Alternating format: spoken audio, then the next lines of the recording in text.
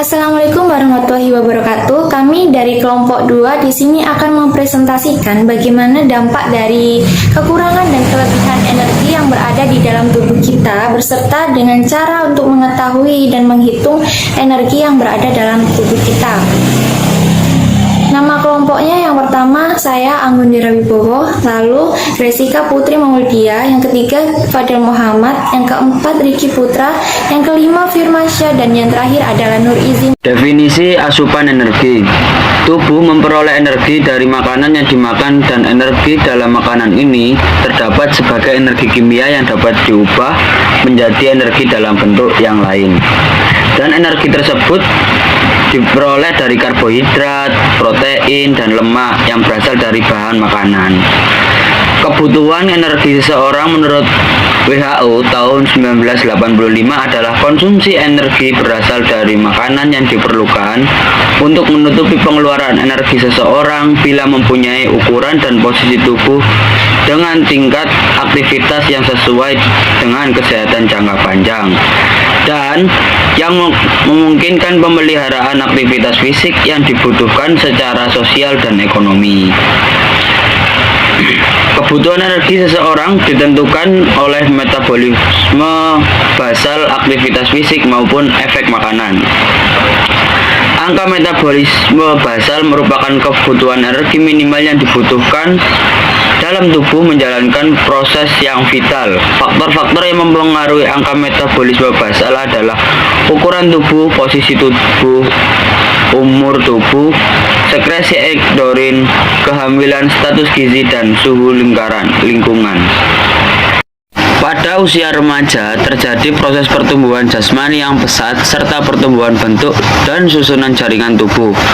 Di samping aktivitas fisik yang tinggi, kebutuhan atau kecukupan zat gizi yang tinggi, sehingga faktor gizi sangat berperan dan menentukan postur dan performa seseorang pada usia dewasa. Apabila asupan energi kurang, maka pembentukan energi akan diambil oleh protein. Fungsi energi antara lain untuk metabolisme basal, metabolisme dalam keadaan istirahat, aktivitas sehari-hari dan proses pertumbuhan. Zat gizi yang merupakan sumber energi ini disebut makronutrien yang terdiri atas karbohidrat, lemak, dan protein. Energi merupakan komponen penting yang menyebabkan tubuh dapat berfungsi dengan baik. Semua yang terjadi pada tubuh kita membutuhkan energi. Untuk dapat memenuhi kebutuhan energi, umumnya akan mencari sumber energi dari makanan. Berikut ini 3 zat makanan yang dapat menjadi sumber energi bagi tubuh manusia. Yang pertama, protein, yaitu protein hewani, seperti ikan, telur, dan daging. Dan protein nabati seperti tahu, tempe, dan kacang-kacangan. Yang kedua, karbohidrat, yaitu gula dan pati yang dapat digunakan oleh tubuh sebagai sumber energi. Yang ketiga, lemak, yaitu sebagai bahan energi dan menyimpan energi terbanyak dalam tubuh. Lemak biasanya terkandung dalam makanan seperti ikan, coklat, dan keju. Nah, selain itu, ada manfaat energi bagi tubuh manusia. Yang pertama, menjalankan sistem metabolisme tubuh. Energi merupakan komponen penting bagi tubuh untuk sistem metabolisme. Yang kedua, yaitu untuk mendukung pertumbuhan dan perkembangan manusia. Manusia adalah makhluk hidup yang mengalami proses pertumbuhan dan perkembangan. Dalam proses ini, manusia memerlukan energi agar dapat bertumbuh dan berkembang dengan semestinya. Yang ketiga, yaitu memperbaiki kerusakan jaringan dan tulang. Energi juga diperlukan untuk perbaikan jika terjadi kerusakan pada jaringan atau tulang, seperti mengalami cedera. Energi dapat membantu proses pemulihan kerusakan tersebut. Yang keempat, yaitu membantu manusia agar dapat melakukan aktivitas fisik.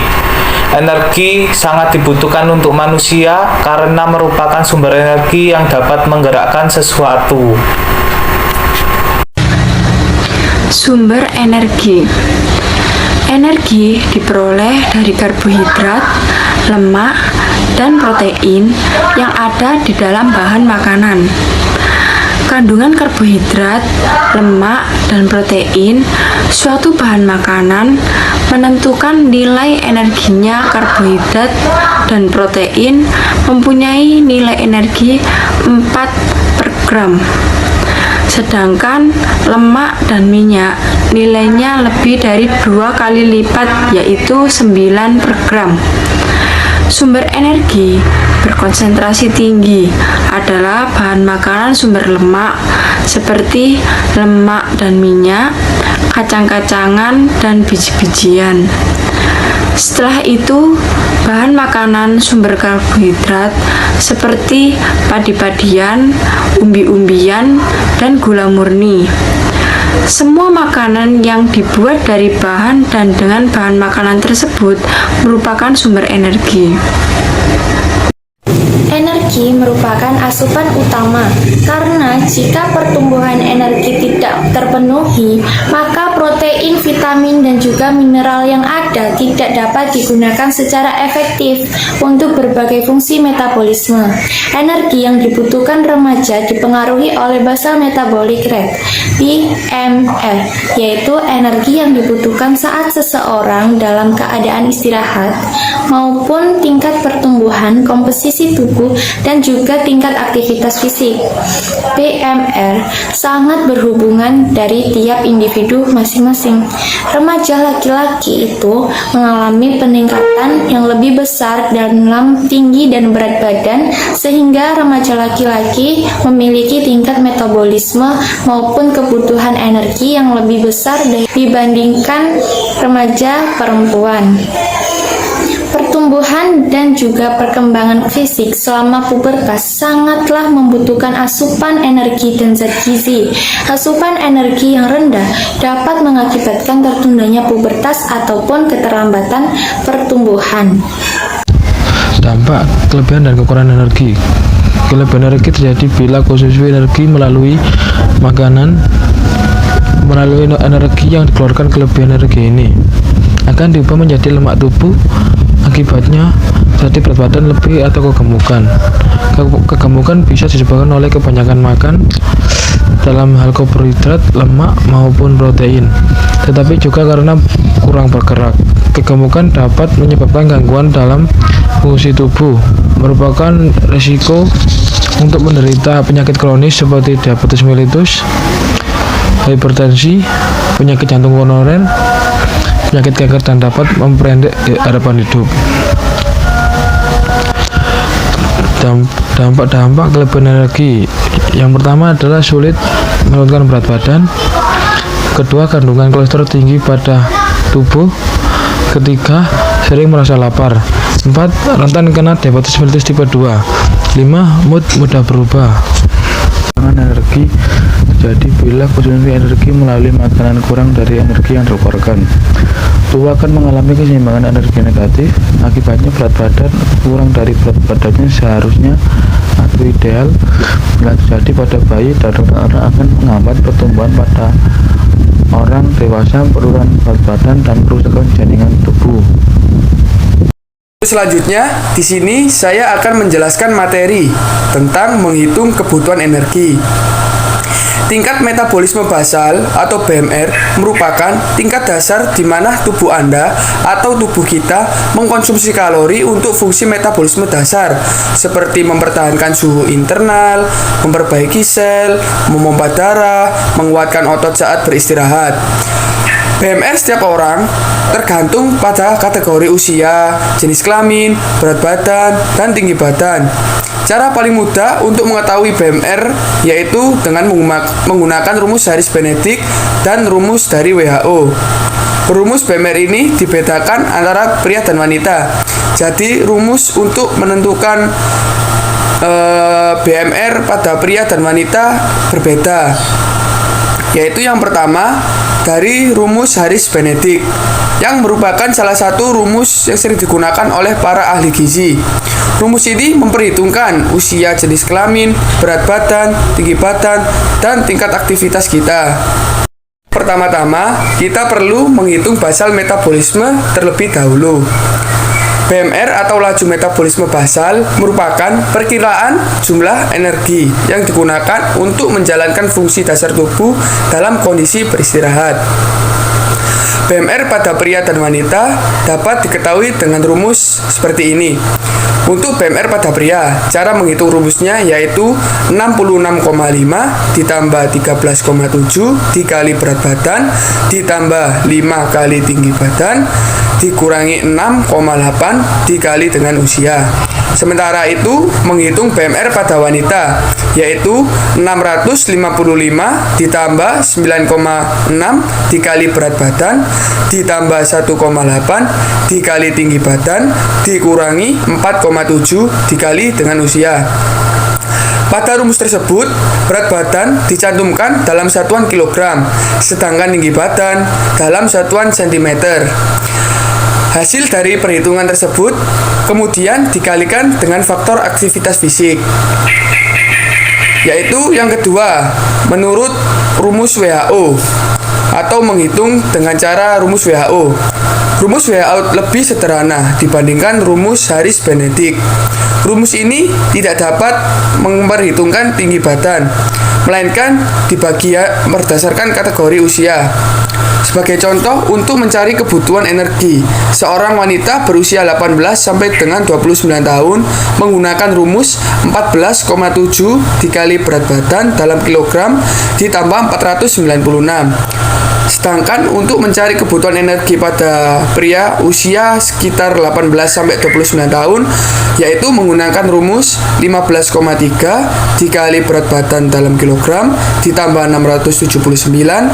Hasilnya kemudian dikalikan dengan faktor aktivitas fisik seperti pada rumus Harris-Benedict.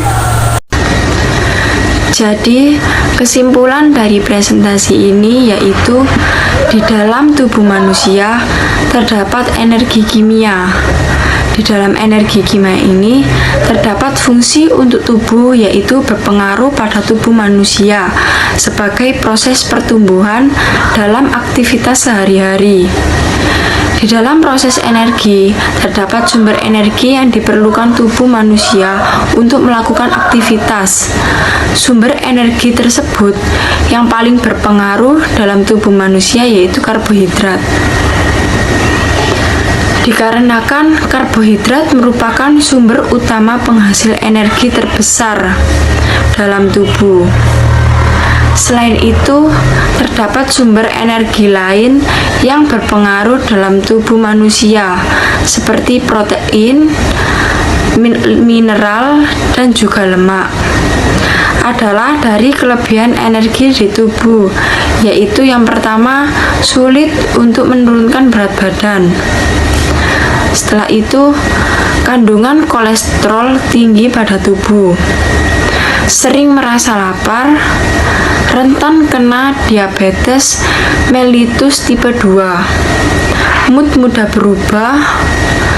Nah, untuk kekurangan energi adalah tubuh lemas, tidak bisa beraktivitas, dan berpikir maksimal,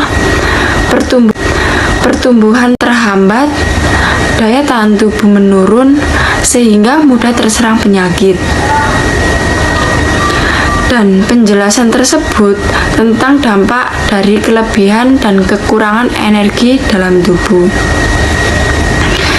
Kita harus bisa menjaga pola konsumsi kita untuk bisa menjaga energi dalam tubuh supaya tidak berlebih atau seimbang. Selain itu, kita harus bisa menghitung kebutuhan energi dalam tubuh kita supaya kita bisa mengetahui apakah di dalam tubuh kita kebutuhan energinya sudah cukup atau bahkan masih kurang ataupun lebih. Sekian rangkuman dari materi ini, kurang lebihnya mohon maaf.